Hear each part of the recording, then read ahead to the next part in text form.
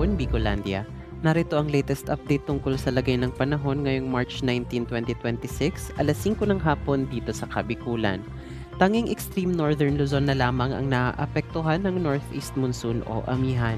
Easterlies o mainit at maalinsangang hangin galing sa dagat Pasipiko na ang nakakaapekto sa nalalabing bahagi ng Luzon at Visayas. Localized thunderstorms naman ang maaaring makaapekto sa Mindanao. Wala namang namomonitor na bagyo o low pressure area sa loob at labas ng Philippine Area of Responsibility. Wala namang inaasahang mabubuong sama ng panahon sa susunod na 2 linggo sa loob at labas ng PAR.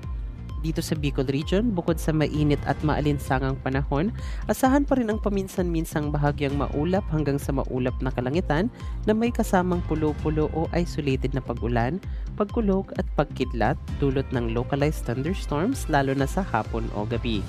Posible rin ang pagbaha at pagguho ng lupa kung may severe thunderstorms. Magtungo naman tayo sa kondisyon ng hangin at karagatan.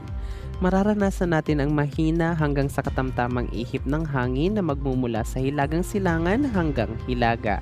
Ang alon naman sa ating mga baybayang dagat ay posibleng umabot sa 1 hanggang 3 metro ang taas. Wala namang nakataas na gale warning sa mga baybayin ng ating rehiyon. Ang agwat ng temperatura sa Kabikulan bukas ay maglalaro sa 23 to 31 degrees Celsius. Inaabisuhan ko ang lahat na mag-ingat sa posibilidad ng heat cramps at heat exhaustion dahil ang heat index o ang init na mararamdaman ng ating katawan bukas ay maaaring umabot sa 36 degrees Celsius.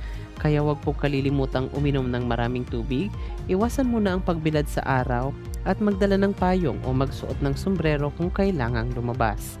Ang araw ay sisikat bukas ng alas 5:49 ng umaga at lulubog bukas ng alas 5:51 ng hapon.